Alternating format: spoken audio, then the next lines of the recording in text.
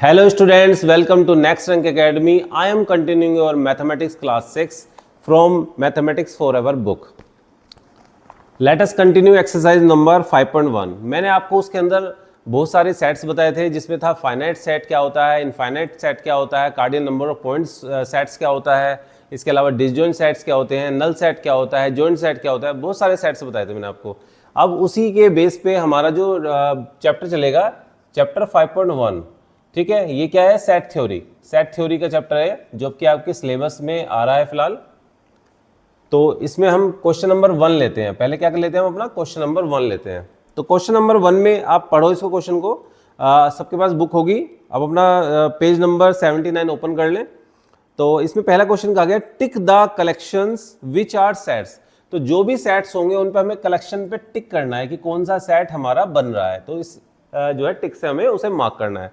तो फर्स्ट का जो फर्स्ट पार्ट है उसमें कहा हुआ है collection of wise man of India. क्या कहा हुआ है?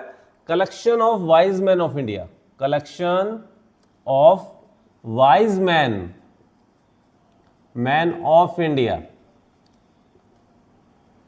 This is not the set. ये सेट नहीं है। क्यों नहीं है सेट ये वाला? क्योंकि ये कहा हुआ है वाइज मैन ऑफ इंडिया का कलेक्शन। कलेक्शन है किसका? Wise man of India. तो वाइज मैन ऑफ इंडिया तो कोई भी हो सकता है। कितने भी नंबर ऑफ इंडिया में जो लोग हैं बुद्धिमान हो सकते हैं, मीन्स कि वाइज मैन हो सकते हैं। बुद्धिमान को तो वाइज मैन बोलते हैं। तो कोई भी लोग बुद्धिमान हो सकते, तो कोई भी वाइज हो सकता है। तो इसमें जो ये वाइज है वो एक रिलेटिव टर्म है। क्या है? Relative term. तो मैंने आपको बताया था कि जब भी रिलेटिव टर्म आएगी तो उस केस में जो सेट बनेगा वो सेट नहीं होगा। जो भी मतलब इस तरह का कलेक्शन होगा, जो भी ग्रुप होगा, वो आपका क्या नहीं होगा? सेट नहीं होगा। तो ये आपका रोंग है। सेकंड पॉइंट पर बात करते हैं। सेकंड पॉइंट बोला है इसने collections of member states of India. क्या कहा हुआ है? Collection of member states of India. Do you know about the states of India? India के स्टेट्स क्या क्या हैं? पता है आपको क्या? इंडिया के स्टेट जैसे कि आपका Uttar Pradesh, Madhya Pradesh, Haryana,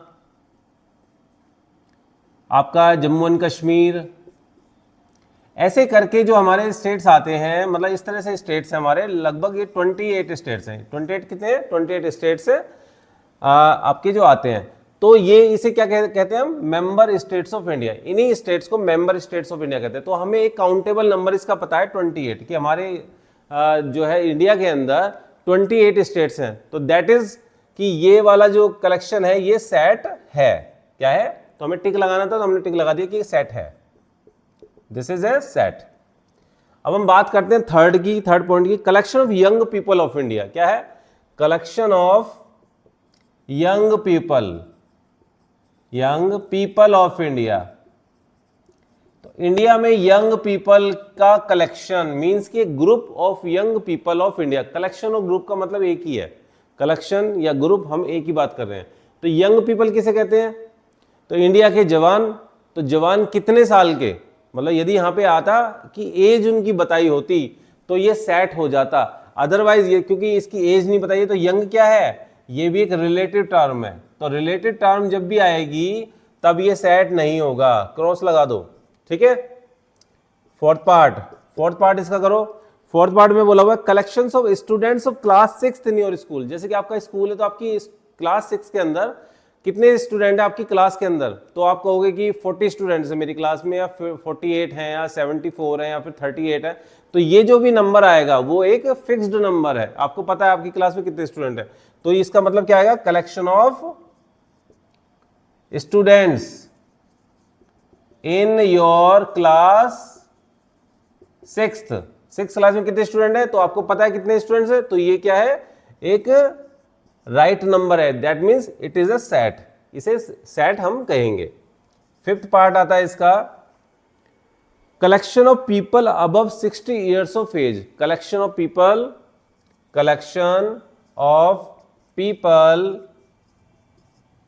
above 60 years of age. यदि हम बात करें अपने इंडिया की, तो इंडिया में 60 साल से ऊपर, 60 ईयर से ऊपर के कितने लोग हैं? क्योंकि हमारे यहाँ पे क्या होता है, एक पॉपुलेशन इसकी जो है होती है कैलकुलेशन भी होती है पॉपुलेशन की, ठीक है, पॉपुलेशन की कैलकुलेशन भी होती है।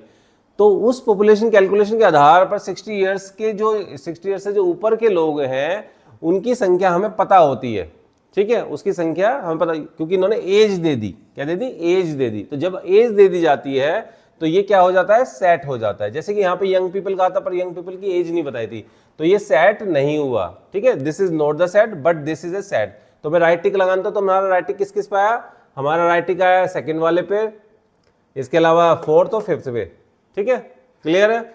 तो स्टूडेंट्स अब हम पढ़ते हैं क्वेश्चन नंबर 2। क्वेश्चन नंबर 2 में कहा हुआ है write the following sets in the roster form. किस में फॉर्म में लिखना है हमें, रोस्टर फॉर्म में लिखना है, रोस्टर फॉर्म। इस फॉर्म को टेबुलर फॉर्म भी बोलते हैं, क्या बोलते हैं, टेबुलर, टेबुलर फॉर्म। तो रोस्टर फॉर्म और टेबुलर फॉर्म एक ही बात है, ठीक है। तो इसमें कहा हुआ है रोस्टर फॉर्म में लिखना है। तो पहला ऑप्शन क्या है इसका, जो कहा हुआ है 2 का फर्स्ट पार्ट, इसमें दिया हुआ है A is a set of curly bracket x such that x is a month of the year, is a month of the year, of the year, और कर्ली ब्रैकेट क्लॉज। तो x क्या है, x month है year का। तो एक year में कौन कौन से मंथ होते हैं बताओ, एक बार मंथ बताओ। तो मैं कर्ली ब्रैकेट ऐसे कैसे लगाऊंगा, पहला मैं लिखूंगा जनवरी, दूसरा लिखूंगा फरवरी, आप पूरा पूरा लिखना, जनवरी JNUARY, फेब्रवरी, ऐसे ही मार्च, अप्रैल, मई, जून, जुलाई, अगस्त, सितंबर, अक्टूबर, नवंबर और दिसंबर। तो कितने आपके मंथ कितने होते हैं एक ईयर के अंदर, 12। तो इसमें क्या पूछा था कि इसे रोस्टर फॉर्म में लिखना था, तो इसी को ही रोस्टर फॉर्म बोलते हैं कि जो इसने एक रूल दिया था कि x is that x is a month of the year, इसको हमें खोलकर इस तरह से लिखना था, ओपन करके इस तरह से लिखना है, जनवरी, फरवरी, मार्च, अप्रैल, मई, जून, जुलाई, अगस्त, सितंबर, अक्टूबर, नवंबर, दिसंबर, ठीक है, 12 मंथ्स होते हैं। तो ये इसकी रोस्टर फॉर्म है। सेकंड पार्ट आ जाओ इसका, सेकंड पार्ट करो। सेकंड पार्ट में कहा हुआ है B equal to curly bracket x such that x is 2n, कितना दिया हुआ है, 2n, एंड n जो स्मॉल n है बिलोंग्स टू, इसको बोलते हैं बिलोंग्स, इस तरह का जो साइन होता है बुक के अंदर उसको बोलते हैं बिलोंग्स टू n। मतलब कि ये जो n डिजिट है कोई या नंबर है कोई, ये n के अंदर है, और n क्या है यहाँ पर, नेचुरल नंबर, क्या है यहाँ पे, नेचुरल नंबर्स हैं ये, ठीक है। तो x की वैल्यू क्या है, 2n, तो हम इसको कैसे लिखेंगे, ब्रैकेट लगाएंगे, x नेचुरल नंबर क्या होते हैं बताओ कोई, नेचुरल नंबर देखो मैं लिख देता हूं 1 2 3 4 5, ऐसी तो होते हैं natural number.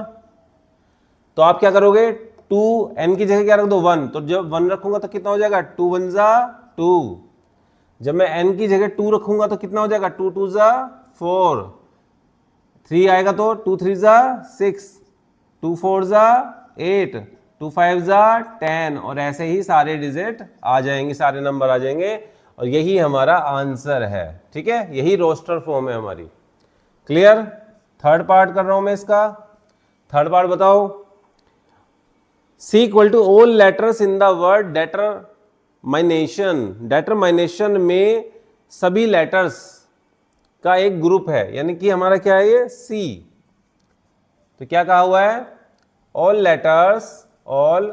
letters in the word determination,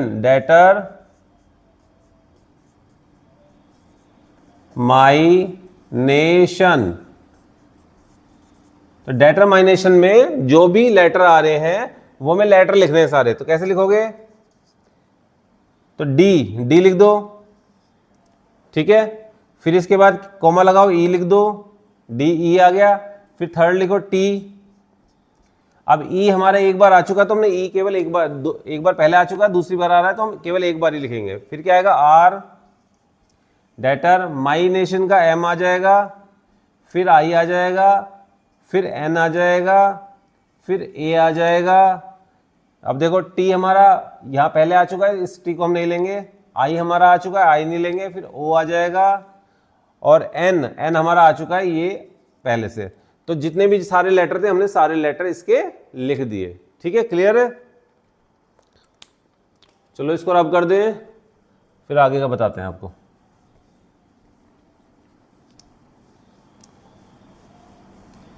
इसका जो हमारा है अब फोर्थ पार्ट को सॉल्व करेंगे, रोस्टर फॉर्म में लिखेंगे उसको भी हम।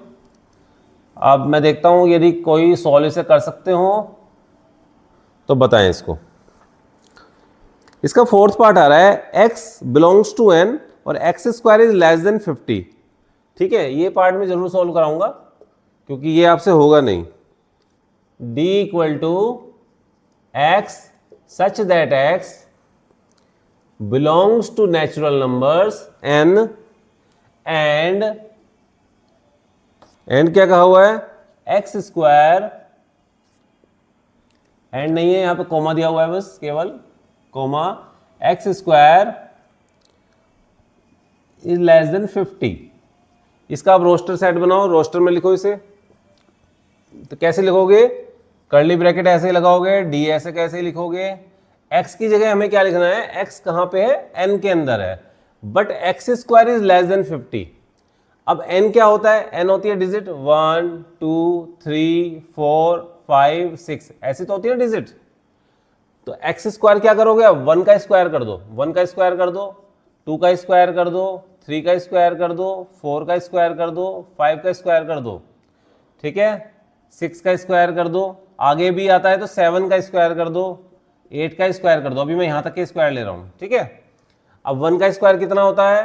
1 ही होता है। 2 का स्क्वायर 2 2 जा 4, 3 का स्क्वायर 3 3 जा 9, 4 का स्क्वायर यानी 4 4 जा 16। 4 का स्क्वायर का मतलब क्या है? 4 की 4 से मल्टीप्लाई। 5 का स्क्वायर का मतलब क्या है? 5 की 5 से मल्टीप्लाई, यानी 5 5 जा 25। फिर इसके बाद 6 6 जा 36, 7 7 जा 49 और 8 8 जा 64। अब आप देखो 64 आएगा इससे, तो 64 तो इससे क्या है? बड़ा। हमें क्या लेना है? छोटा लेना है, small. X square is less than 50, तो लेस देन में कौन सा आएगा? 49 तो लेस देन ही है, तो यहीं पे हम इसको फिनिश कर देंगे। तो ये हमारा क्या है? रोस्टर फॉर्म में सेट बन गया। क्लियर है? अब इसका अगला हो E इक्वल टू फिफ्थ वाला part, E equal to x such that x is a vowel. क्या दिया हुआ है? Is a vowel in English alphabet. किसमें? इंग्लिश अल्फाबेट में वोवेल बताना है हमें। तो इंग्लिश अल्फाबेट के जो वोवेल होते हैं वो क्या होते हैं? ए, ई, आई, ओ और यू। इंग्लिश अल्फाबेट में there are 5 vowels in English alphabet. 26 total जो है अल्फाबेट्स होते हैं, उनमें से ए, ई, आई, ओ, यू जो होते हैं वो आपके वोवेल्स होते हैं। तो यही सेट हमें लिखना था, ये हमने यहाँ पर मेंशन कर दिया। क्लियर है सब बच्चों को? अब आप जो है इसका थर्ड क्वेश्चन पे आओ। थर्ड क्वेश्चन हम देखते हैं, थर्ड का first part. Which of the following sets in which right the following sets in set builder form. किसमें लिखना है? Set builder form. अभी हमने किसमें लिखा था? रोस्टर फॉर्म में। ये हमने रोस्टर फॉर्म लिखी है, अब सेट बिल्डर फॉर्म लिखा है। अब देखो एक चीज देखो, ये जो लिखा हुआ है ना, ये सेट बिल्डर फॉर्म ही है। सेट बिल्डर, ये सेट बिल्डर फॉर्म ही होती है वाली। एक्स सच दैट एक्स जब हम करके लिखते हैं तो इसे बोलते हैं सेट बिल्डर फॉर्म। और जब हम क्या लिखेंगे, और ये क्या थी? Roster form. अब हमें किस में लिखना है? रोस्टर फॉर्म में दिया है और सेट बिल्डर में लिखना है। तो देखो ए क्या है? ए है दिया हुआ है 1 2 3 4 और 5। अब इसे समझो, इसे कैसे लिखोगे अब सेट बिल्डर में? इसे लिखोगे x सच दैट x, इन सबको x कह दिया हमने, ये भी x है, ये भी x है, ये भी x है, ये भी x है। अब ये x कहां तक है? ये 5 तक है, यानी कि 6 से छोटा है। किससे छोटा है? 6 से छोटा है तो हम क्या कहेंगे, x such that x belongs to n। ये सारे नेचुरल नंबर ही तो है, सारे क्या है, नेचुरल नंबर। तो ये सारे x कहाँ है, नेचुरल नंबर के अंदर है। और x है कैसा, लेस देन 5 है, less than 6, sorry less than 6 है। ये x किससे छोटा है, 6 से छोटा है। जब 6 से छोटा होगा तो 5 तक होगा। और नेचुरल नंबर होगा तो नेचुरल नंबर कहाँ से स्टार्ट होते हैं, 1 से। तो 1 से स्टार्ट हो गया, 2 3 4 5 है, स्मॉल लेस देन किससे, 6 से। तो ये इस तरह से हम इसको मेंशन कर देंगे। किसी भी बच्चे को यदि समझ में नहीं आया तो वो मेंशन कर देना जो आपके कमेंट बॉक्स में है, ठीक है। इसका अगला पार्ट देखो, कहा हुआ है B equal to all months of a year.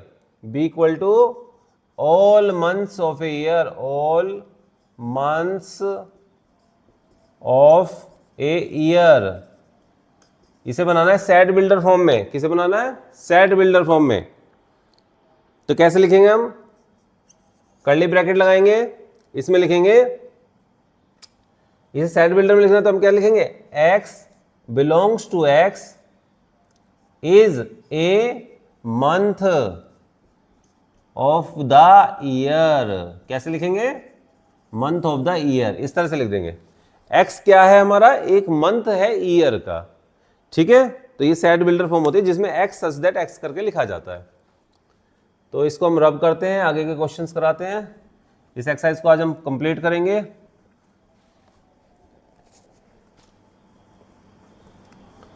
बच्चों मेथड तो आपको सबको समझ में आ रहा है, कोई इश्यू हो मेथड समझने में तो आप कमेंट कर सकते हैं। हम और कोशिश करेंगे आपको और बेटर तरीके से पढ़ाने की। आपको लगता है कि कोई भी इश्यू है, किसी तरह का आपको किसी को समझने में दिक्कत हो रही है, किसी को लग रहा है कि सर थोड़ा फास्ट पढ़ा रहे हैं, या सर को थोड़ा स्लो पढ़ाना चाहिए, या सर स्लो पढ़ा रहे हैं थोड़ा सा फास्ट पढ़ाना चाहिए, क्योंकि जो मुझे लगता है कि आप हर तरह के स्टूडेंट्स होते हैं ना, तो उनमें कुछ स्टूडेंट ऐसे भी होते हैं जो फास्ट समझ जाते हैं क्योंकि उनका थोड़ा सा बेस और अच्छा होता है। कुछ स्टूडेंट ऐसे होते हैं कि बेस थोड़ा कई बार क्या होता है कि स्टडी प्रॉपर नहीं हो पाई पिछली लास्ट क्लास में, या फिर अपनी जो अभी करंट क्लास चले ना वहाँ भी स्टडी बहुत बढ़िया नहीं कर पाया, छुट्टी लग गई किसी दिन, तो उनका बेस रह जाता है उस चैप्टर का, ठीक है, वो क्लियर नहीं हो पाता। तो इसलिए मैं थोड़ा सा स्लो भी कहीं के पढ़ाता हूँ, तो ताकि वो बच्चे भी सीख लें जिनकी क्लास बंक हो गई, जा नहीं पाए किसी रीज़न की वजह से, ठीक है, या फिर किसी और कारण से उनका वो बेस कमज़ोर रह गया। तो अभी हम बात करते हैं थर्ड नंबर क्वेश्चन के days of the week, third part. तो क्या कहा हुआ, days of the week, C equal to days of the week. आपको केवल क्या करना है, सेट बिल्डर में लिखना है ना, तो x लिखोगे सच दैट x लिखोगे, और x क्या लिखोगे, is a day of the week. बस ऐसे लिख दोगे, सच दैट x लगाना है आपको और इस तरह से आप लिख दोगे, ठीक है, ये सेट बिल्डर फॉर्म हो जाएगी। अच्छा, इसके बाद आपका वही d इक्वल टू, देखो इसमें डायरेक्ट ऐसे ही बता रहा हूँ, d equal to A E I O U. मैंने पिछले लास्ट जो 2 नंबर का क्वेश्चन था उसमें भी मैंने आपको बताया था, जो 2 नंबर का है फिफ्थ पार्ट ई वाला, ठीक है, फिफ्थ पार्ट है 2 नंबर का, E equal to X such that x is a vowel of the English alphabet. जो वहाँ लिखा हुआ है ना वो इस थर्ड के फोर्थ पार्ट की सेट बिल्डर फॉर्म ही है। तो आपको कैसे लिखना है इसमें, x such that x is a vowel of English alphabet, ठीक है, आपको वैसे लिखना है, वो सेट बिल्डर फॉर्म हो जाएगी। अब आपका कहा हुआ है ई इक्वल टू 10 20 30 40 50 60। देखो फिफ्थ पार्ट देखो इसका क्या कहा हुआ है, ई इक्वल टू 10 20 30 40 50 और 60। क्लियर है, दिख रहा है सबको। अच्छा, अब आप एक चीज देखो इसमें कि ये 10 है, यदि मैं 0 हटा दूं क्या रह जाएगा, 1, 20 में से 0 हटा दूं 2 रह जाएगा, 3 रह जाएगा, 4 5 6। समझ में आ रहा है, इसका मतलब ये कैसे लिखा हुआ है, ये लिखा हुआ है 1 2 3 4, उनमें सब में 10 की मल्टीप्लाई हो रखी है। जैसे 10 है तो 10 क्या है, 1 इंटू 10, ये तो है, तो 1 में 10 की मल्टीप्लाई कर रखी है। ऐसे जैसे 50 है तो 50 का क्या कर रखा है, 5 इंटू 10, यानी कि सारे नेचुरल नंबर थे और नेचुरल नंबर में 10 की मल्टीप्लाई कर रखी है इन्होंने। क्या कर रखी है, नेचुरल नंबर में 10 की मल्टीप्लाई कर रखी है, तो हम कैसे लिखेंगे, x such that x belongs to n। क्या लिखेंगे, x such that x belongs to n, n में है, और क्या है, x 2x, यानी कि नहीं, ये क्या है 10x, 10x हो रहा है ना, तो 10x, और 10x तो है, बट ये है किससे छोटा, 6 से छोटा, 60 से छोटा है, मतलब आप ये लगा लो 50 60 70 से छोटा है। 10x है और किससे छोटा है, 70 से। अब x की जगह 1 रखो, 10 1 जा 10, 2 रखो 10 2 जा 20, 3 रखो 10 3 जा 30, 4 रखो 10 4 जा 40, 5 रखो 10 5 जा 50, और 6 रखो 10 6 जा 60, और 7 रख दिया तो 10 7 जा 70, पर यहाँ तो 60 तक ही जा रहे हैं, तो इसलिए हम लेस देन हमने 70 लिख दिया। क्या लिख दिया, लेस देन 70। क्लियर है, इसे बोलते हैं हम सेट बिल्डर फॉर्म। अब आते हैं हम नेक्स्ट क्वेश्चन की ओर, जिसमें कहा गया है fourth question, state if the given set is infinite और फाइनाइट। स्टेट करो कि गिवन जो सेट है वो फाइनाइट है या फिर इनफाइनाइट है। तो हम बात करते हैं फोर्थ क्वेश्चन की। फोर्थ क्वेश्चन का फर्स्ट पार्ट क्या कहा गया है, पहला पार्ट है 21 22 23 24, ये एंड हो गया हमारा, ठीक है। अब आप एक चीज देखो, इसमें कितने एलिमेंट्स हैं, 1 2 3 4, यानी कि 4 एलिमेंट्स हैं। जब ऐसा कोई सेट होता है कि लिमिटेड एलिमेंट्स होते हैं, क्या होते हैं, लिमिटेड एलिमेंट्स, लिमिटेड एलिमेंट्स। जब लिमिटेड एलिमेंट्स होते हैं, जैसे कि 4 एलिमेंट्स है, तब इसे क्या कहा जाएगा, फाइनाइट सेट। क्या कहा जाएगा, फाइनाइट सेट्स। ये फाइनाइट सेट है हमारा। ऐसे ही सेकंड पार्ट ले लो इसका। सेकंड पार्ट में देखो आप क्या दिया हुआ है, 0 1 2 एंड सो ऑन। इसमें देखो 0 1 2 के बाद क्या लगा हुआ है, डैश डैश डैश लिखा हुआ है ना, इसका मतलब है ये कंटिन्यूअस लेटर्स है। यहाँ पे 3 भी आएगा, 4 भी आएगा, 5 भी आएगा, 6 भी आएगा, 7 भी आएगा, 8 भी आएगा, 100 भी आएगा, 1000 भी आएगा। तो ऐसे ही सेट चलता चला जा रहा है, तो इसको कहते हैं हम अनलिमिटेड। अनलिमिटेड एलिमेंट्स है इसमें, क्या है, अनलिमिटेड एलिमेंट्स। तो इस तरह का जो सेट होता है उसको बोलते हैं इनफाइनाइट सेट। क्या बोलते हैं, इनफाइनाइट सेट। सब बच्चों क्लियर है। बच्चों हम बात करते हैं अब थर्ड पार्ट की। थर्ड पार्ट में दिया हुआ है एबीसी। तो एबीसी क्या है, 3 ही एलिमेंट है, तो 3 एलिमेंट है तो काउंटेबल एलिमेंट्स हो गए, लिमिटेड एलिमेंट्स, तो इनको बोलते हैं हम फाइनाइट सेट। फोर्थ पार्ट देखो, कहा हुआ है 7 8 9 एंड सो ऑन 30। इसको देख लो, क्योंकि एंड सो ऑन से कंफ्यूज मत होना। फोर्थ पार्ट क्या दिया हुआ है, 7 8 9 एंड सो ऑन 30। ये एंड सो ऑन जो दिया हुआ है, डॉट डॉट दिया हुआ है 30 तक जाने के लिए, यानी कि 30 तक ही इसमें नंबर्स हैं, 30 के बाद नंबर्स इसमें नहीं है। 30 लास्ट नंबर है इसका, 7 से स्टार्ट और 30 तक खत्म है। तो ये भी क्या हुए, लिमिटेड नंबर्स हुए। क्या हुए, लिमिटेड। लिमिटेड को हम काउंटेबल भी बोलते हैं, काउंटेबल भी बोल सकते हैं, लिमिटेड भी बोल सकते हैं।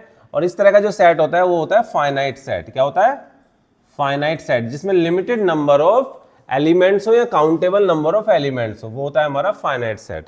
इसके बाद हम बात करते हैं अगले सेट की, जिसमें दिया हुआ है dash dash dash dash dash, फिर दिया हुआ है -3 -2 -1 0 1 2 3, ठीक है। और ये सेट यहीं पर फिनिश हो गया।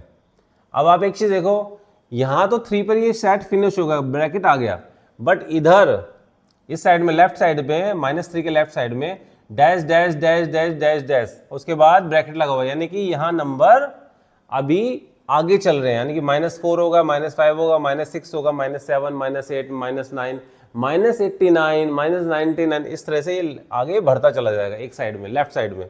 तो इस तरह का जो सेट होता है अनकाउंटेबल है। क्या ये, अनकाउंटेबल। अनकाउंटेबल एलिमेंट्स हैं इसमें। अनकाउंटेबल एलिमेंट्स जब होते हैं तो इसका मतलब क्या, कौन सा सेट है ये, इनफाइनाइट। कौन सा सेट है, इनफाइनाइट सेट। इसके बाद बात हम करते हैं फिफ्थ क्वेश्चन की। फिफ्थ क्वेश्चन का फर्स्ट पार्ट लेते हैं। इसमें कहा गया है which of the following are empty set. Empty set मैंने कल आपको बताया था, इसे नल सेट भी बोलते हैं। क्या बोलते हैं? Null set. एम्प्टी सेट को क्या बोलते हैं? एम्प्टी मतलब नल। नल सेट भी बोलते हैं एम्प्टी सेट को। नल सेट का मतलब होता है कि उसमें कोई भी एलिमेंट नहीं है, इवन जीरो भी नहीं है। जीरो भी एक एलिमेंट होता है, जीरो भी एक ऑब्जेक्ट है, एलिमेंट है, बट एम्प्टी सेट के अंदर कोई ऑब्जेक्ट नहीं होना, कोई एलिमेंट नहीं होना है। ठीक है, तो हम अब क्वेश्चन का पहला पार्ट पढ़ते हैं। कहा हुआ है set of whole numbers, set of whole numbers, set of whole numbers. आगे क्या कहा हुआ है? बिटवीन 8 एंड 13, बिटवीन 8 एंड 13, 8 और 13 के बीच में होल नंबर्स बताओ। अब देखो होल नंबर क्या होते हैं? 0 होता है, 1 होता है, 2 होता है, 3 होता है, 4 होता है, 5 होता है, 6 होता है, 7, 8, 9, 10, 11, 12 और 13। 13 तक तो लेने थे मुझे, और इसके बाद भी होते हैं। ठीक है, ये सेट है। अब ये कहा क्या हुआ है? Set of whole numbers between 8 and 13, 8 और 13 के बीच में। अब 8 और 13 के बीच में कौन कौन से हैं? 9 है, 10 है, 11 है और 12 है। 13 भी नहीं है, क्योंकि 8 और 13 के बीच में बताने हैं। तो हमारा क्या सेट हो गया? ये 9 हो गया, 10 हो गया, 11 हो गया, 12 हो गया और 13 भी नहीं है। ठीक है, क्योंकि इनके बीच में बताने थे। तो हमारा आंसर ये वाला आ गया। बट आपको ये लाइन नहीं लिखनी है, ये मैंने समझाने के लिए लिखी है आपको। ये लाइन एग्जाम में नहीं लिखनी है, आपका एग्जाम के अंदर केवल ये लिखना है। तो इसमें कितने एलिमेंट्स हैं? 4 एलिमेंट्स हैं। इसका मतलब ये क्या एम्प्टी सेट है? नहीं है। नो, ये एम्प्टी सेट नहीं है। This is not the empty set. आप क्या कहोगे? This is not an empty set. Empty set, ये एक एम्प्टी सेट नहीं है। क्लियर है? अब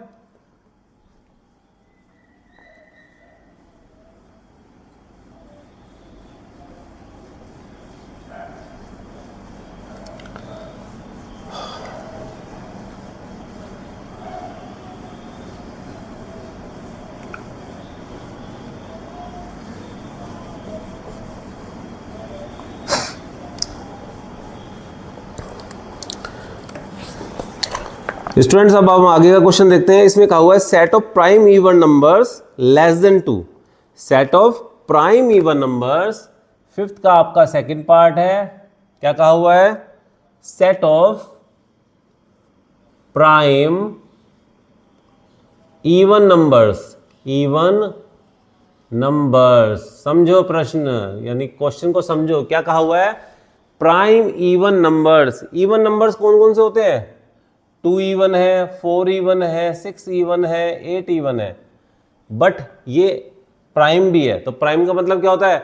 जो अपने अलावा किसी और से ना कटते हो, मतलब उनको डिवाइड ना कर सके ऐसे नंबर। यानी कि 2 को हम किसी और से डिवाइड कर सकते हैं क्या?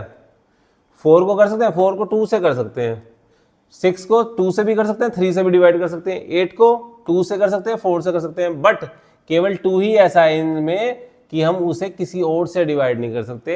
यदि वो डिवाइड होगा तो अपने से ही डिवाइड होगा। 2 1 जा 2। समझ में आ गया? तो ये क्या है? Prime even numbers. और आगे क्या कहा हुआ है? लेस देन 2, लेस देन 2, 2 से छोटा होना चाहिए। तो 2 से कोई छोटा प्राइम और इवन नंबर होता ही नहीं, क्योंकि 2 से पहले क्या आता है? 1 आता है केवल, और 1 प्राइम नहीं होता। 1 क्या होता है? प्राइम नहीं होता।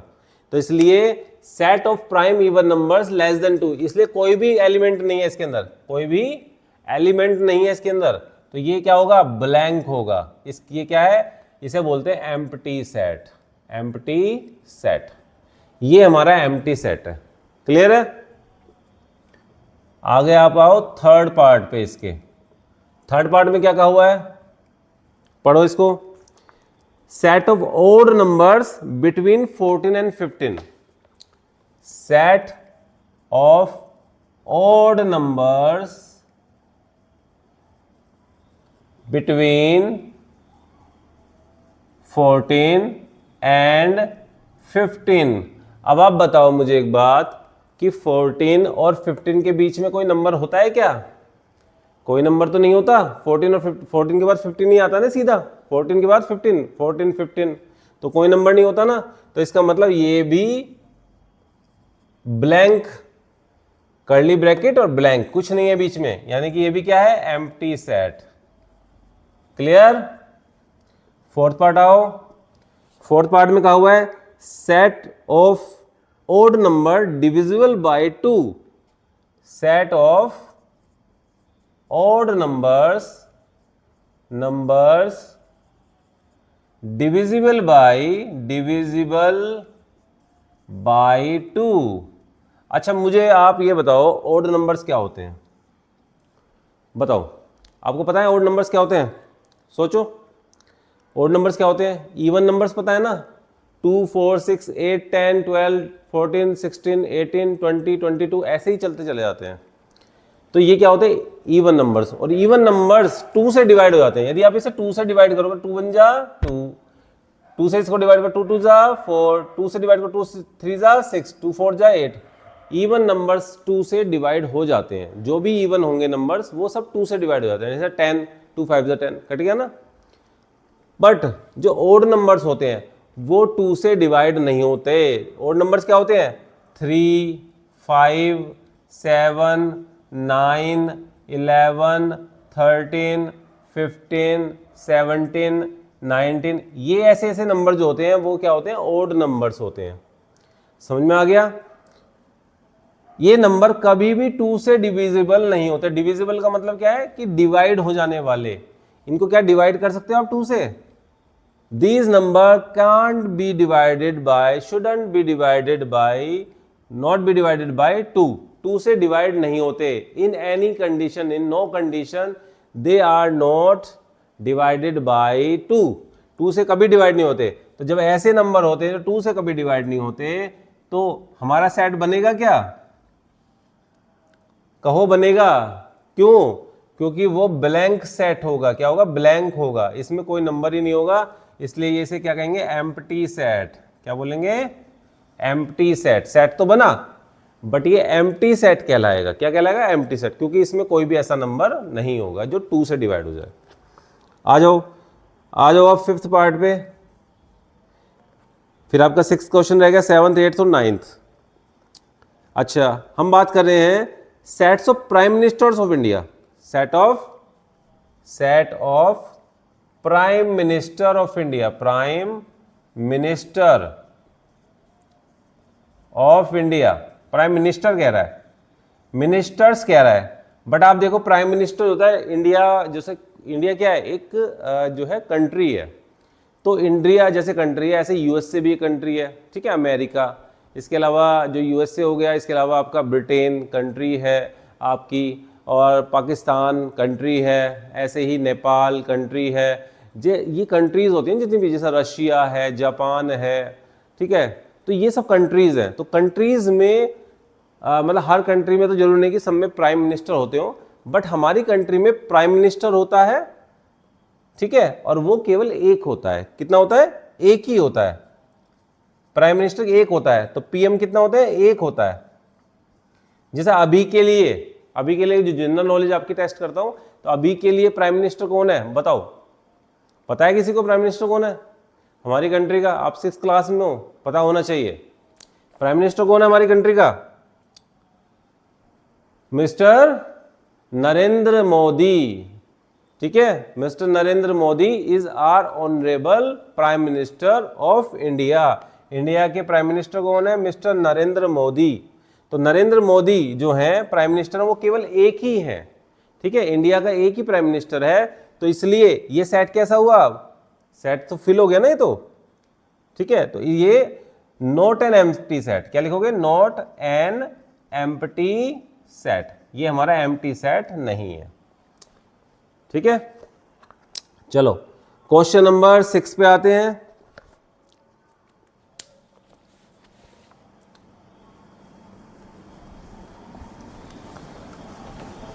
बच्चों मजा तो आ रहा है ना पढ़ने में? देखो क्या है कि मैथ से है ना बहुत बच्चे डरते हैं। मैथ से जो है ना बहुत बच्चे घबराते हैं, बहुत बच्चे घबराते हैं। इवन पेरेंट्स को भी डर ये रहता है कि यार मैथ्स है तो मैथ्स इजी नहीं है, इजी नहीं है। देखो इजी तो कुछ भी नहीं है, इजी तो मैं मानता हूँ शायद कोई सब्जेक्ट भी नहीं है, बट फिर भी मैथ्स थोड़ा सा लगता ही है कि मैथ्स है, क्योंकि कैलकुलेशन का सब्जेक्ट है, कैलकुलेशन का भी है, समझने का भी है। बट मैं बताता हूँ जब क्या होता है कि जैसे आप कभी पहली बार जब साइकिल चलाते हैं ना, जैसे पहली बार कोई साइकिल चलाता है तो साइकिल चलाने में पहली बार में डर होता है। पहली बार में जो होता है ना, 2 पहियों की साइकिल होती है, पहिए साइकिल 2 पहियों की तो होती है, तो 2 पहियों की साइकिल पे ना बैलेंस बनाना बड़ा कठिन काम है। तो शुरुआत में लगता है यार ये कैसे चलानी आएगी। जब हम उस पर बैठते हैं ना, फर्स्ट टाइम जब बैठते हैं तो हम उस पर ये नहीं पता होता कि हम कैसे चलाएंगे।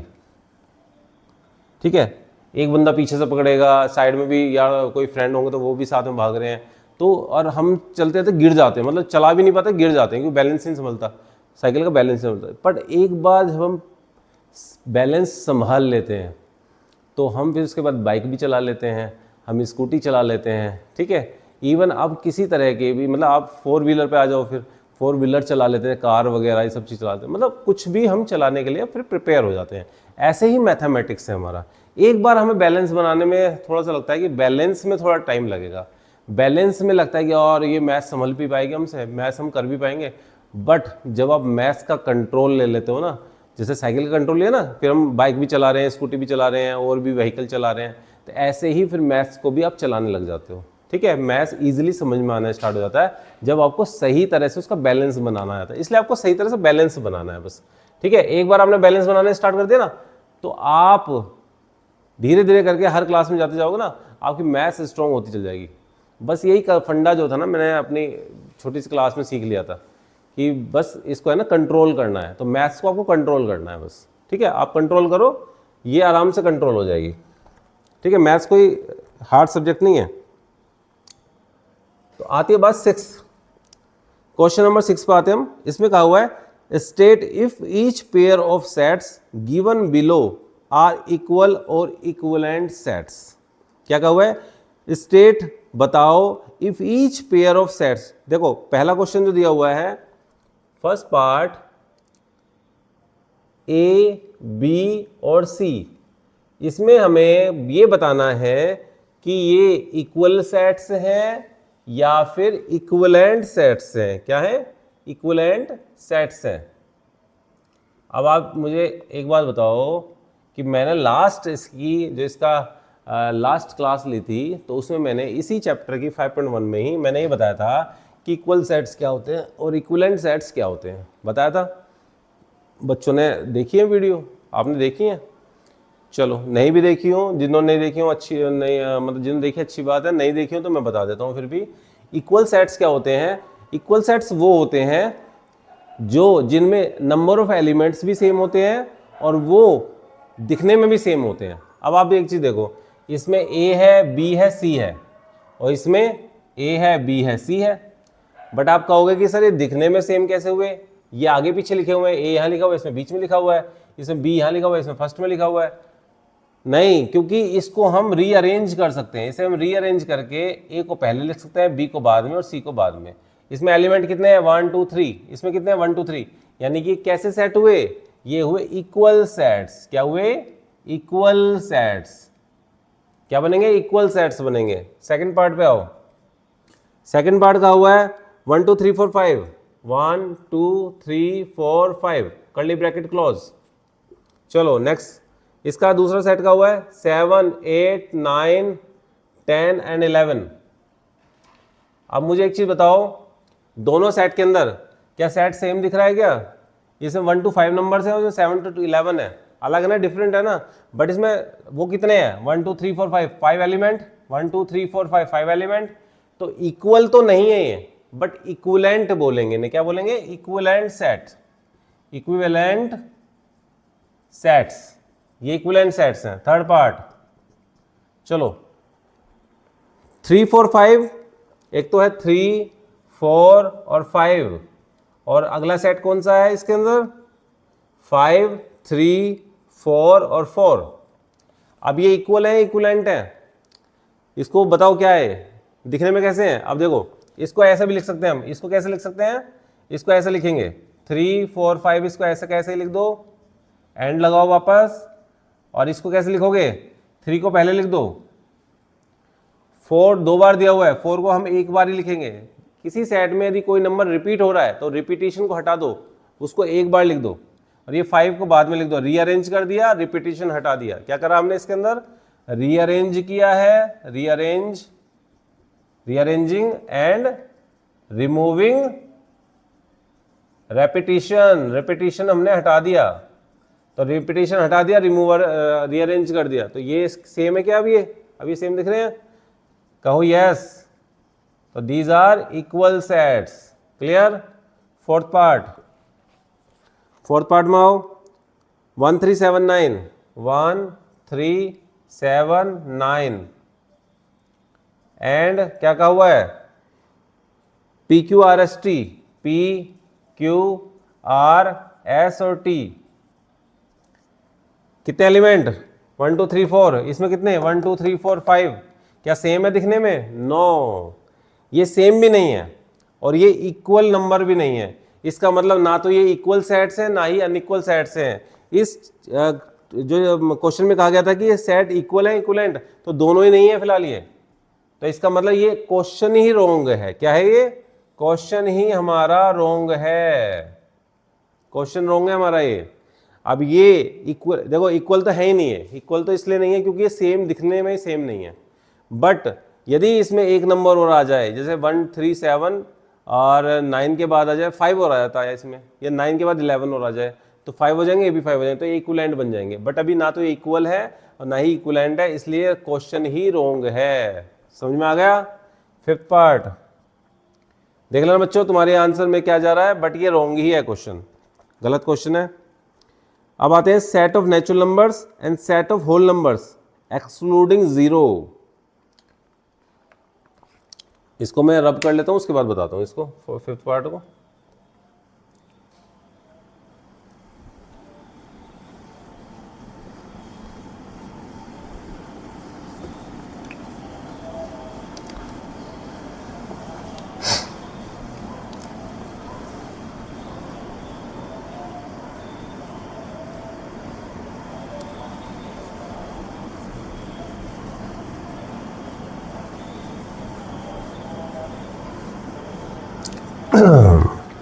देखो सिक्स क्वेश्चन का फिफ्थ पार्ट, इसमें कहा हुआ है कि सेट ऑफ नेचुरल नंबर्स, क्या कहा हुआ है, सेट ऑफ नेचुरल नंबर्स, ठीक है। एक तो सेट है ये वाला, और दूसरा सेट क्या है, सेट ऑफ होल नंबर्स, ठीक है, एक्सक्लूडिंग जीरो। अच्छा मुझे एक बात बताओ, सेट ऑफ नेचुरल नंबर होता क्या है, बताओ बेटा। होता है 1 2 3 4 5, ऐसे ही नंबर्स होते हैं ना इसमें, इस तरह से ही। और दूसरा सेट क्या दिया हुआ है, whole numbers, set of whole number excluding zero. तो जीरो नहीं है, एक्सक्लूडिंग का मतलब क्या है, कि एक्सक्लूडिंग मतलब एक्सक्लूडिंग निकाल दो, इस होल नंबर के सेट में से जीरो निकाल दो। तो जीरो को मत लिखो, तो लिखना क्या है, जब जीरो निकालेंगे तो 1 लिखेंगे, 2 लिखेंगे, 3 लिखेंगे, 4 लिखेंगे, 5 लिखेंगे, यही तो हो गया। तो ये दोनों सेट कैसे हैं, सेम दिख रहे हैं क्या, जब ये सेम दिखेंगे तो क्या कहलाएंगे, इक्वल सेट्स। क्या है, इक्वल सेट्स। आओ क्वेश्चन नंबर 7 का फर्स्ट पार्ट, क्वेश्चन नंबर 7 पढ़ो। State which of the following are finite और इनफाइनाइट सेट। देखो पहला हमारा फोर्थ क्वेश्चन भी यही था, फाइनाइट और इनफाइनाइट ही बताना था। तो आ जाओ, सेट ऑफ नेचुरल नंबर्स, तो सेट ऑफ नेचुरल नंबर्स ये तो होते हैं 1 2 3 4 5 एंड सो ऑन आता है ना इसमें। ये क्या है, इनफाइनाइट सेट। तो फर्स्ट का आंसर क्या है, इनफाइनाइट, पहला आंसर है इनफाइनाइट। सेकंड पे आओ, set of prime natural numbers, prime. अब देखो प्राइम पे आ जाओ, तो नेचुरल नंबर्स क्या होते हैं, ये 1 2 3 4 5, इसमें प्राइम कौन से हैं, प्राइम देखो, प्राइम वो नंबर्स होते हैं जो किसी से नहीं कटते, अपने अलावा, सेल्फ डिविजिबल होते हैं वो किसी और से डिविजिबल नहीं होते। जैसे 2 केवल अपने से ही कटता है, किसी और से नहीं कटता। 3 अपने से ही कटता है, किसी और से नहीं कटता। 5 अपने से ही डिविजिबल है, किसी और से डिविजिबल नहीं है। 7 अपने से ही डिविजिबल है और से नहीं है। 11 भी अपने से ही कटता है, 13 अपने से ही कटता है। अच्छा, इसके अलावा 17 अपने से ही कटता है, 19 अपने से ही कटता है, ऐसे ही 23 अपने से ही कटता है। ऐसे ही बहुत सारे नंबर्स हैं जो ऐसे ही चलते चले जाएंगे, हम उनको नहीं जान सकते कि वो कितने नंबर्स ऐसे हैं जो अपने से ही कटते हैं। तो ऐसे सेट जो डैश डैश डैश चलते चले जाते हैं उनको हम बोलते हैं इनफाइनाइट सेट। क्या बोलते हैं? Infinite sets. समझ में आ गया? क्लियर? सेकंड पार्ट हो गया हमारा, थर्ड पार्ट पे आओ। थर्ड पार्ट हमने बताया है 7th में, set of student studying in your Indian schools. Indian schools में पढ़ने वाले बच्चों की संख्या, इंडियन स्कूल्स में पढ़ने वाले स्टूडेंट्स की संख्या। तो इंडिया में जितने भी स्कूल्स हैं, क्या सारे बच्चे हम कैलकुलेशन नहीं कर सकते? कहो कर सकते हैं। कैलकुलेशन हर स्कूल की हो सकती है। मान लो सपोज करो हमारे इंडिया के अंदर 10,000 स्कूल हैं, तो उसकी कैलकुलेशन सबकी की जा सकती है और होती भी है। ठीक है, उसका एक डेटा भी होता है। तो ये किस तरह का सेट है हमारा? फाइनाइट, क्योंकि ये लिमिटेड नंबर काउंटेबल एलिमेंट्स होते हैं ये, तो इनको हम कहते हैं फाइनाइट सेट, जिसको हम काउंट कर सकें। अब हम बात करते हैं फोर्थ पार्ट की। इसमें क्या कहा हुआ है?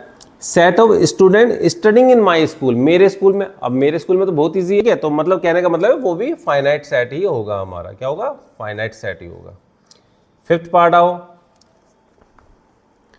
Set of chief ministers of Indian states.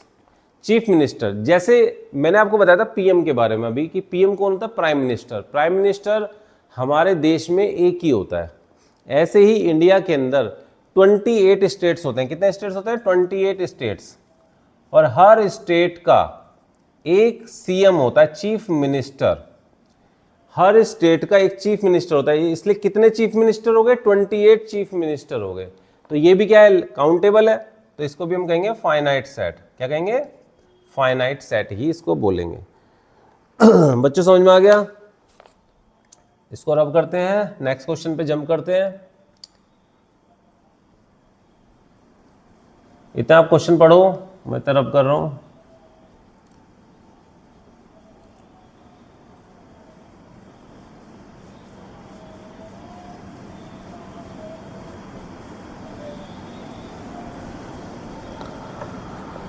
अब आते हैं हम अपने नेक्स्ट क्वेश्चन पे।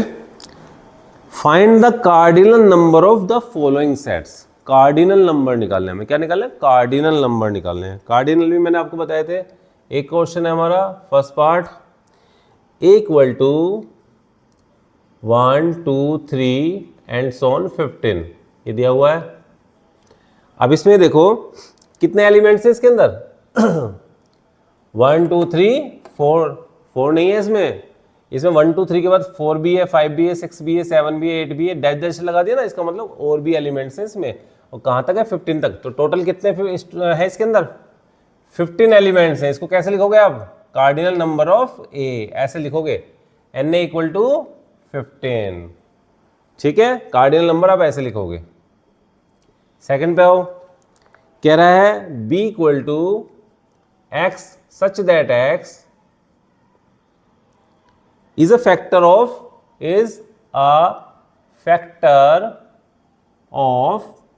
32। करो सोल्व। 32 का फैक्टर है x। 32 का फैक्टर, 32 के फैक्टर्स कौन कौन से होंगे? जो इसको डिवाइड कर दें। क्या 2 से डिवाइड हो जाता है ये? कहो यस, हो जाता है। 3 से डिवाइड होता है? 3 से नहीं होता। 4 से डिवाइड होता है? 4 8 जा 32। 8 से हो जाता है? 8 4 जा 32। 8 के बाद ये किससे होता है? 16 से। 16 2 जा 32। ठीक है, और अपने से भी डिवाइड हो जाता है, 32 1 जा 32। तो ये इसके फैक्टर्स है और ये हमारा आंसर है। तो ये क्या है हमारा? कितने एलिमेंट्स हो गए? तो हम एन भी क्या लिखेंगे? 5। 1 2 3 4 5। एन भी कितना आ गया? 5 आ गया हमारा।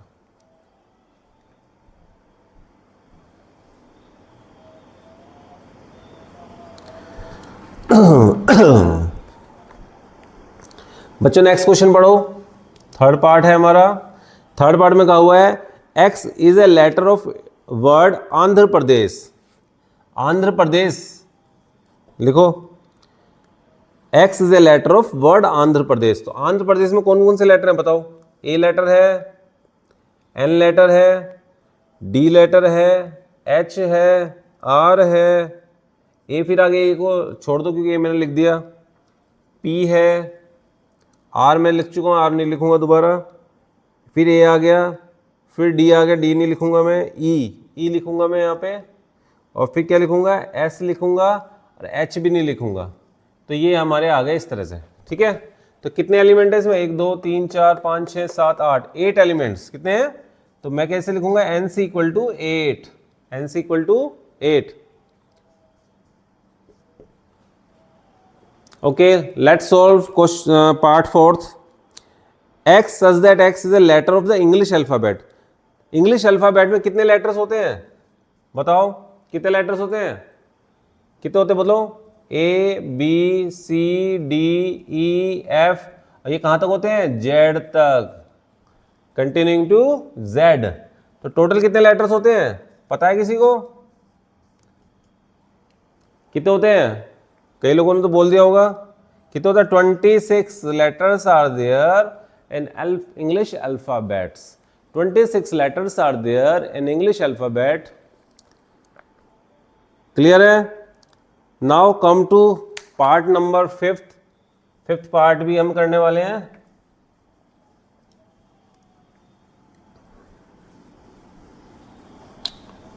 चलो फिफ्थ पार्ट और कर लें इसका, ये क्वेश्चन भी कंप्लीट हो जाएगा।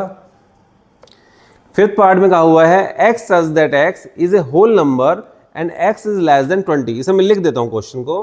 तो कहा हुआ E part x such that x is a whole number, आगे क्या कहा हुआ है? And x less than 20, less than और इक्वल टू भी लगाया हुआ है, ब्रैकेट क्लॉज। अब मुझे इसका बताओ, x क्या है? एक होल नंबर है, और वो क्या है? 20 से लेस भी है और इक्वल भी है। 20 से लेस भी है और इक्वल भी है। देखो दो साइन होते हैं वाले, एक ये साइन लगा हुआ है, एक ये लगा हुआ है, और x यहाँ लिखा हुआ है, 20 इधर लिखा हुआ है। तो ये वाला साइन है, इसको कहते हैं लेस देन। क्या कहते हैं? लेस देन, यानी 20 से छोटा। तो 20 से छोटे कौन से हैं? 19 है, 18 है, 17 है, 16 है, 15 है, 14 है, ये सब छोटे तो हैं, लेस है। और इक्वल, ये इक्वल होता है। इसका मतलब क्या होता है? इक्वल। इसका मीन्स क्या होता है? इक्वल, यानी 20 भी लेना है आपको। यानी जब मैं नंबर्स लिखूंगा मैं 20 भी लूंगा, क्योंकि मुझे इक्वल कहा हुआ है। इन्होंने कहा हुआ है x इक्वल टू 20, ये भी लेना है। और x इज लेस देन 20, मुझे 20 से छोटे भी लेने हैं और 20 को भी लेना है। इसका मतलब ये होता है। क्लियर? चलो इसे लिखते हैं। तो होल नंबर है, तो होल नंबर हमारा कहाँ से स्टार्ट होता है? 0 से। 0 के बाद होल नंबर आता है 1 2 3 4 5 6 7 8 9 10 11 12। आ जाओ नीचे, 13 14 15 16 17 18 और 19। तो 19 तो हो गए इससे छोटे वाले, 20 से छोटे। बट मैंने कहा था 20 भी लेना क्योंकि इक्वल का साइन भी आ रहा है, तो 20 भी हम लोग ले लेंगे ऐसे। और क्लॉज, ब्रैकेट क्लॉज। अब ये सारे एलिमेंट्स काउंट कर लो। तो जब आप काउंट करोगे 1 से लेकर 20 तक, तो हो गए 20 एलिमेंट्स। और ये 0, ये 21 वाला एलिमेंट हो गया। तो कैसे लिखेंगे इसको? Cardinal number. कार्डिनल नंबर लिखेंगे N E equal to 21। This is the answer. Clear बेटा? सबको क्लियर है?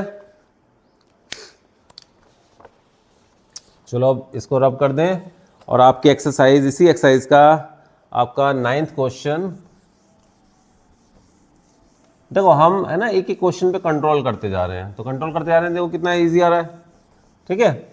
अब आप इसको है ना क्या करना है, इसका वीडियो चलाकर के दोबारा से एक बार इसका रिवीजन कर लेना, क्योंकि जो आप क्लास रिवाइज कर लेते हो ना, वो आपको ऐसे समझ लो कि रट जाती है। मतलब माइंड में जो आपका दिमाग है ना उसको कैप्चर कर लेगा, उसको उसकी आपकी शॉर्ट क्लिप्स बना लेगा। ठीक है, तो जब भी आप इसको दोबारा से करने बैठोगे ना तो आपको ये लिए चैप्टर ईजी हो जाएगा फिर ये। तो एक बार रिविजन, एक बार वीडियो देखनी है, वीडियो देखने के बाद एक बार हर क्वेश्चन का अपने रजिस्टर के ऊपर रिवाइज करना है। देखो इसका मेथड क्या होता है, मेथड मैं बताता हूँ।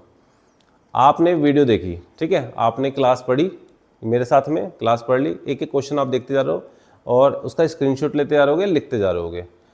उसके बाद ये तो हुआ एक बार फर्स्ट टाइम आपने इस मेरे साथ पढ़ लिए। अब इसका होता है रिवीजन। रिवीजन कैसे करें, इसका इमीडिएट रिवीजन बोलते हैं उसको। इमीडिएट रिवीजन क्या बोलते हैं, इमीडिएट रिवीजन।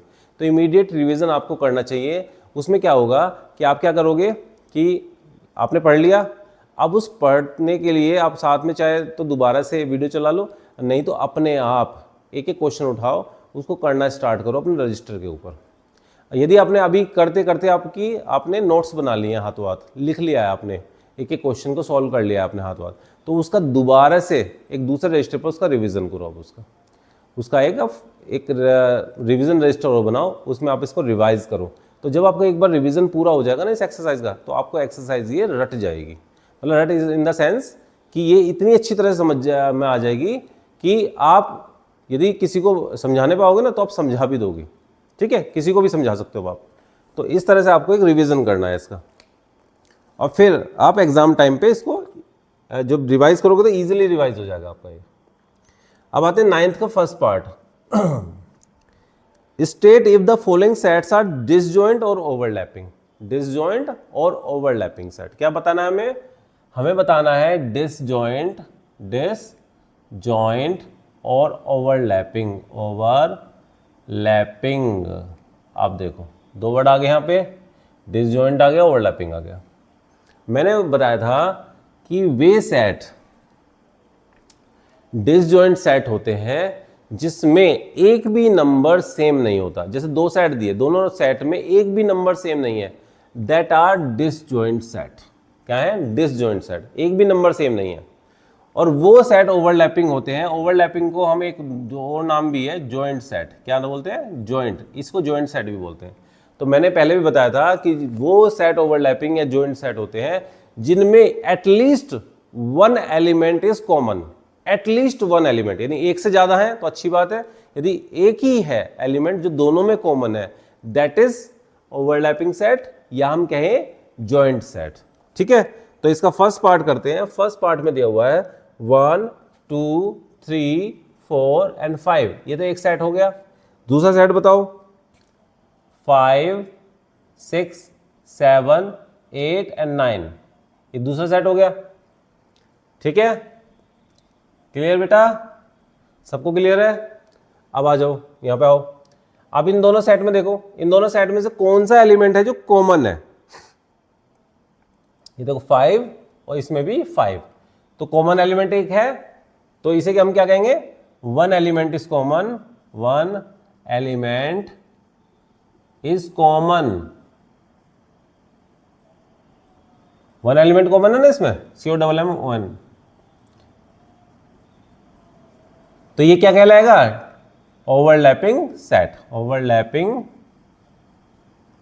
सेट्स, दोनों सेट को हम क्या कहेंगे? ओवरलैपिंग सेट्स कहेंगे। थर्ड सेकंड पार्ट पाओ इसके। सेकंड में कहा हुआ है 1 2 3 एंड 4 5 6।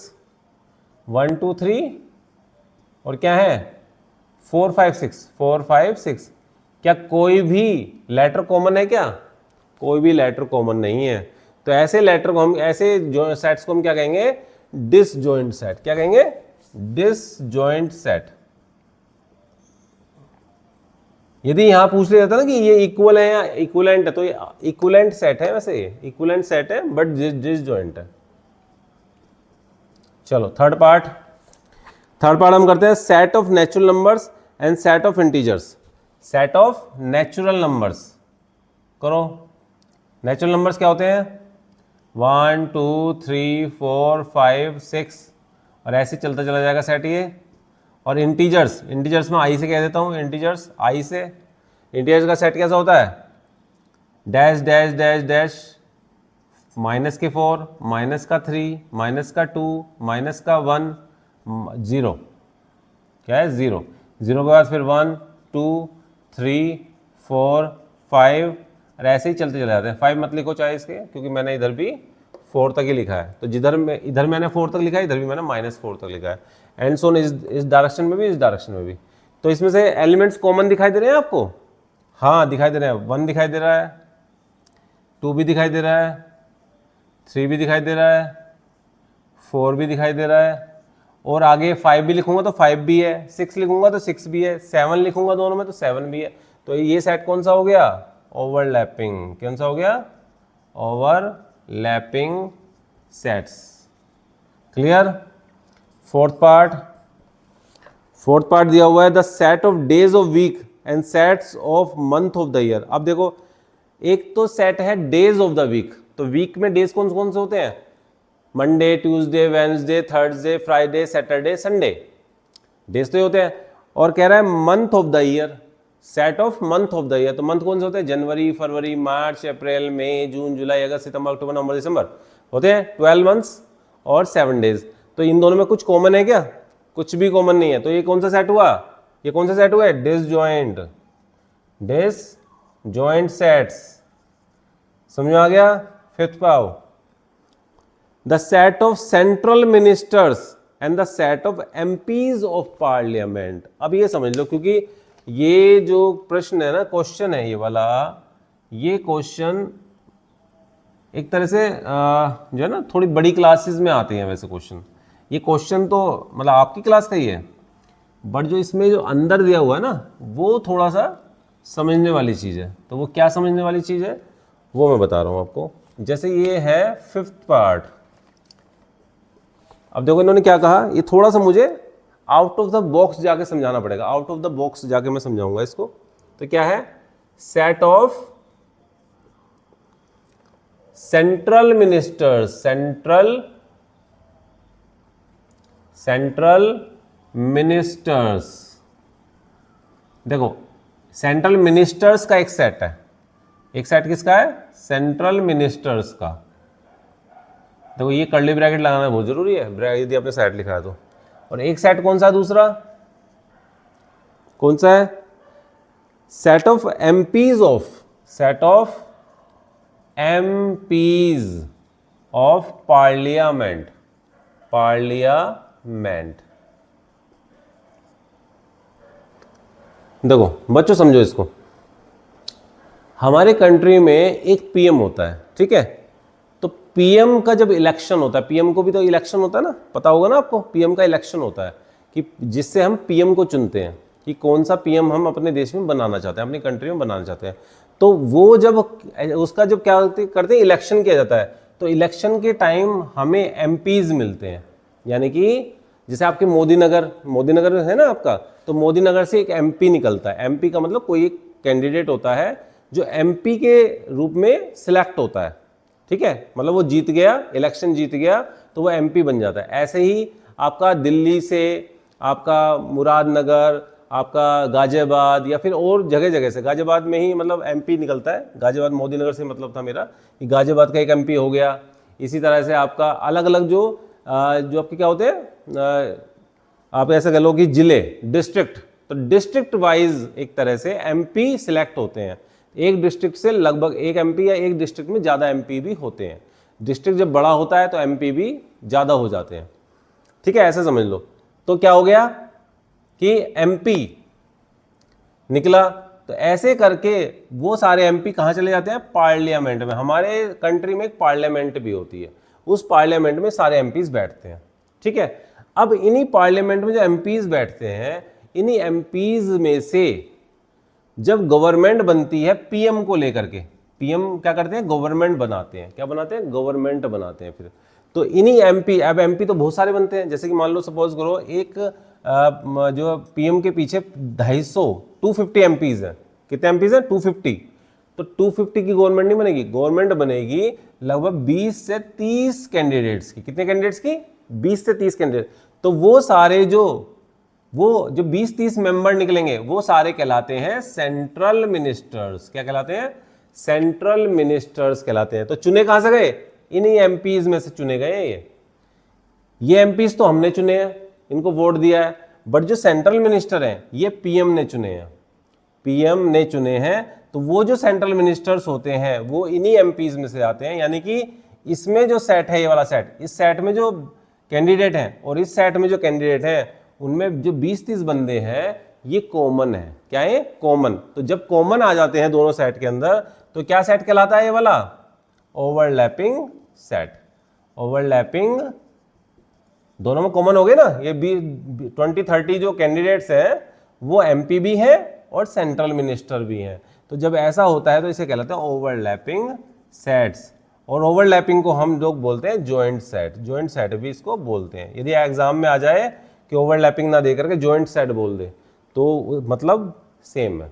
ठीक है, तो स्टूडेंट आज की ये क्लास हमारी यहीं फिनिश होती है। हमारा 5.1 जो कि आपके कोर्स में आ रहा है, जो आपका स्कूल सेंटर ऐसा चल रहा है वो उसी में लगी हुई है बुक है। ठीक है, तो मैं उसी बुक को पढ़ा रहा हूँ जो आपके स्कूल में यहाँ मोदी नगर में लगी हुई है। तो आपका 5.1 ही इसमें एक्सरसाइज आ रही है, इसलिए मैं आगे की एक्सरसाइज 5.2 नहीं बताऊँगा। मैं इसके अलावा जो इसके प्रीवियस चैप्टर्स हैं जो इस एग्ज़ाम में आ रहे होंगे और जो 5 के बाद भी और कोई चैप्टर आ रहे होंगे तो वो मैं आपको यहाँ पढ़ाने वाला हूँ। तो मेरे साथ बने रहिए। ठीक है, आपको सारी एक्सरसाइज, सारे जितने भी चैप्टर, सबकी एक्सरसाइज जो आपके एग्जाम में आ रही होगी सारी बताई जाएगी और बहुत बढ़िया तरह से बताई जाएगी। बस आपको साथ में बने रहना है। ठीक है, तो टिल देन गुड बाय। ठीक है, आप अपनी तैयारी करते रहो बहुत बढ़िया से और मार्क्स बहुत अच्छे आने चाहिए आपके एग्जाम के अंदर। ठीक है, थैंक यू स्टूडेंट्स।